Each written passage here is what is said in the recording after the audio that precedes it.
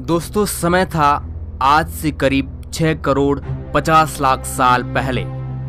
पृथ्वी के साथ एक ऐसी खगोलीय घटना घटी जिसने पृथ्वी को पूरी तरह धूल के बादलों से ढक दिया।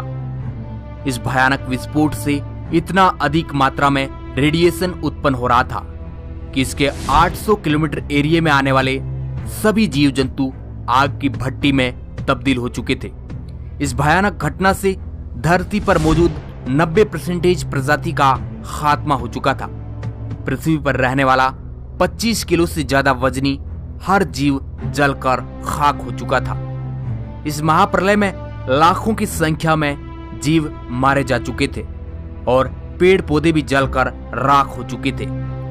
दोस्तों, यहां से डायनासोरों का काल खत्म हो चुका था, लेकिन यह महाप्रलय छोटी प्रजाति के जीवों के लिए फायदेमंद साबित हुआ और वो प्रजाति थे मैमल्स की, यानी आसान शब्दों में कहा जाए तो स्तनधारी जीव। ये छोटे छोटे स्तनधारी जीव इस महाप्रलय से तो कैसे भी करके बच निकले थे, लेकिन भयंकर गर्मी से बचने के लिए इन जीवों ने अपना बसेरा जमीन के अंदर बना लिया और अपने आप को जीवित रखने के लिए सब कुछ खाना शुरू कर दिया। धीरे धीरे उस महाप्रलय को लाखों साल बीत चुके थे और अब धरती पूरी तरह उन विशालकाय डायनासोरों से आजाद हो चुकी थी। धरती का मौसम एकदम सामान्य हो चुका था। पृथ्वी की सतह पर फिर से पेड़ पौधों का विकास होने लगा और शुरुआत होती है एक नई दुनिया की। इस दुनिया में हमारे पूर्वज यानी मैमल्स समय के साथ साथ काफी विकसित हो रहे थे और ये आकार में पहले की तुलना में काफी बड़े हो चुके थे। उनमें से अलग अलग प्रजाति की उत्पत्ति हुई। उनमें से कई सारे जीव जिनके हाथ और पैर हमारी तरह ही थे, उनके शरीर में धीरे धीरे बदलाव होता रहा और वो अब सीधे खड़े होकर चलने लगे। अब समय आया आज से करीब 4.7 करोड़ साल पहले। उस वक्त पृथ्वी के वातावरण में लगातार बदलाव हो रहे थे। पृथ्वी के अंदर मौजूद टेक्टोनिक प्लेट्स में हलचल पैदा होने लगी और इसका नतीजा ये हुआ कि धरती के 2 बड़े भूभाग आपस में टकरा गए। इन भूभागों में आज का हमारा भारत भी शामिल था। इन दोनों भूभागों के टकराने से एक नई पर्वत श्रृंखला का निर्माण हुआ, जिन्हें आज हम हिमालय पर्वत श्रृंखला के नाम से जानते हैं। ये वही पर्वत है जो दुनिया का सबसे बड़ा शिखर है, माउंट एवरेस्ट। इस पर्वत श्रृंखला की वजह से मौसम का फॉर्मूला बदलने लगा और पृथ्वी का वातावरण काफी ठंडा हो चुका था और इन पर्वत श्रृंखला से गिरने वाले बर्फ ने कई बड़ी बड़ी नदियों को जन्म दिया। ये वही नदियां हैं जो कि आज 50% से ज्यादा मानव जाति के लिए पानी का स्रोत है। ओलिगोने इपोक में करीब आज से 2 करोड़ साल पहले ग्लोबल कूलिंग हुई, जिसके चलते घास के मैदानों में बढ़ोतरी होने लगी और जंगल धीरे धीरे खात्मे की ओर बढ़ रहे थे। उस परिस्थिति में कुछ ऐसे जानवर विकसित हुए जो खुले मैदान में रहना पसंद करते थे और इन्हीं में दूसरे जानवर को खाने वाले जीव भी मौजूद थे। मगर दोस्तों, अब भी पृथ्वी पर एक अंश की कमी थी, जो था मानव। जो अभी हम वीडियो देख रहे हैं, आखिर ये मानव आया कहां से था? आज से करीब 1 करोड़ साल पहले पृथ्वी का रूप काफी हद तक आज के जैसा बन चुका था और अब पृथ्वी की परिस्थितियां धीरे धीरे बदलने लग गई थी। आज से करीब 40 लाख वर्ष पहले पृथ्वी के अंदर टेक्टोनिक प्लेट में हलचल होने से अफ्रीका के पूर्वी इलाकों में एक नई पर्वत श्रृंखला का जन्म हुआ, ईस्ट अफ्रीकन रिफ्ट वाले। ये पर्वत श्रृंखला यहाँ पर आने वाली मौसमी हवाओं के लिए एक अवरुद्ध बनकर खड़ी हो गई थी। इसकी वजह से यहाँ का वातावरण पूरी तरह से बदल गया और इस जंगलों में बारिश आनी बंद हो गई। इन विशाल जंगलों में निवास करते थे एप्स, जिन्हें पेरोलापिथिकस के नाम से जाना जाता है।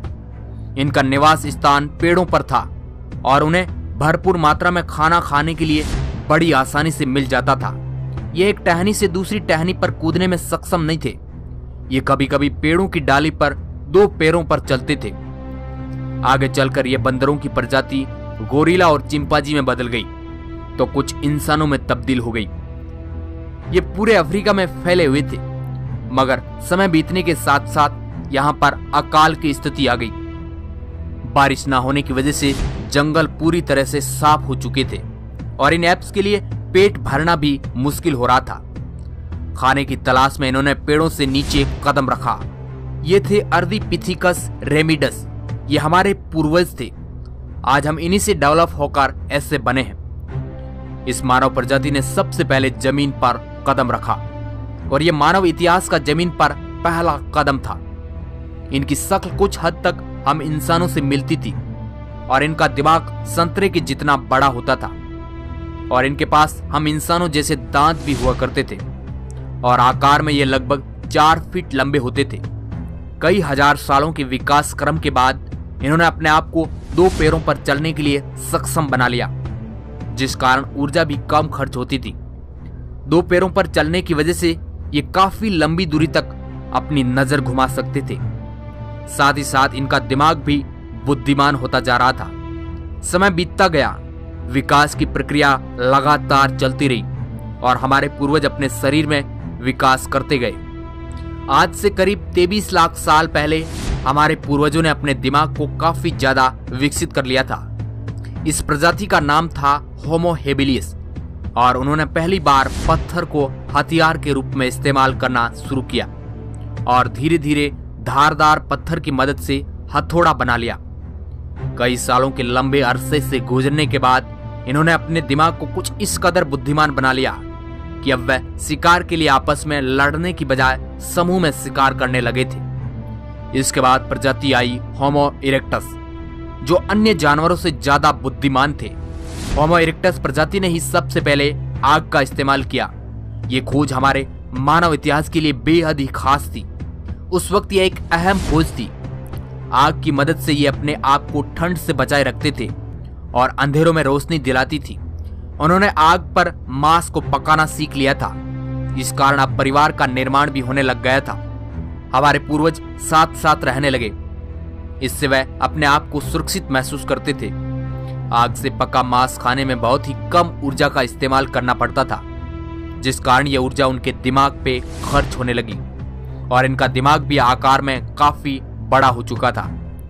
हमारे ये पूर्वज अन्य जानवरों से बहुत ही ज्यादा बुद्धिमान थे और पृथ्वी पर मिलजुल कर रहने वाले पहले बुद्धिमान जीव थे। लाखों साल बीत जाने के बाद कुछ आज के इंसान ने अपना रूप ले लिया और मानव अलग अलग आवाज निकालने का काबिल बन चुका था। यानी कि हमने लैंग्वेज का विकास कर लिया था, जिसके जरिए वह अपनी जानकारी एक दूसरे के साथ शेयर कर सकते थे। यह वह आखिरी विकास क्रम था। उसके बाद आज के इंसानों की उत्पत्ति हुई। हमारा अस्तित्व यानी कि होमो सैपियंस का समय शुरू हो गया। हमारे पास धरती के सभी जानवरों से बड़ा दिमाग था। अब हम कहीं पर आ जा सकते थे। हमारे पास हथियार थे। उससे भी बड़ी बात, उस वक्त हमारे पास बुद्धिमान दिमाग था और अब हम केवल एक ही महाद्वीप तक सीमित नहीं रहे, बल्कि अलग अलग महाद्वीपों पर निवास करने लगे। आज से करीब 50,000 साल पहले आइस एज शुरू हो गई और इसी वक्त इंसान चाइना और ऑस्ट्रेलिया तक पहुंच गया। धीरे धीरे हम इंसान पूरी दुनिया में फैल गए, फिर पेट पालने के लिए खेती शुरू की और इसी तरह इंसानों ने पूरी दुनिया में अपनी बस्तियां बसा दी और धीरे धीरे आज हमने अपने आप को काफी विकसित कर लिया है। कितनी कड़ी चुनौतियों के बाद आज के हम इंसान अस्तित्व में आए। आज हमने इतनी ज्यादा टेक्नोलॉजी विकसित कर ली है कि अब हम केवल पृथ्वी तक ही सीमित नहीं रहे, बल्कि चांद पर भी कदम रख चुके हैं और विज्ञान की मदद से हम अलग दुनिया के बारे में खोज कर रहे हैं। आज पृथ्वी पर हमारे अलावा कोई ऐसा बुद्धिमान जीव नहीं है जो हमसे आगे है। आज ऐसा समय आ चुका है कि सुबह के वक्त इंटरनेट के बगैर हमारी आंखें तक नहीं खुलती है। कुछ लोगों को इंटरनेट के बगैर लगती भी नहीं है। समझ गए ना क्या कहना चाह रहा हूं? आप टेक्नोलॉजी का उदाहरण खुद देख सकते हैं। अभी आपने 10 मिनट के अंदर मानव जाति के अस्तित्व का पता लगा लिया। आज हमें पता है कि हम मानव धरती पर कैसे आए।